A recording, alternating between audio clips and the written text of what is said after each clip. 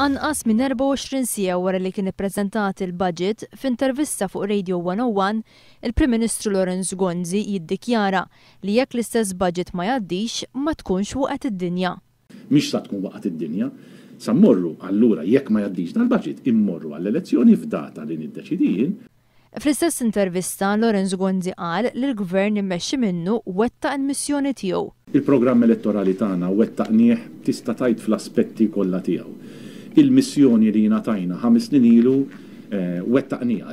Il-Prim Ministru tkellem ukoll dwar il-politika tal-Gvern fost oħrajn fil-qasam tad-diżabilità.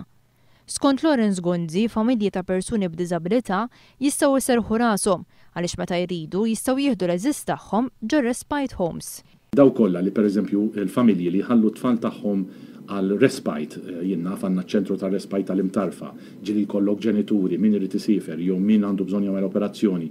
Ftit tal-ħin wara iżda semmija li għandha persuna fil-familja tagħha b'diżabilità ikkontradixxiet għal kollox dak li qal ftit tal-ħin qabel Lawrence Ghanzi. Jien għandi uħti b'diżabilità wkoll, però ma nistgħux noħduha kif qed tgħid inti naqbdu noħduha.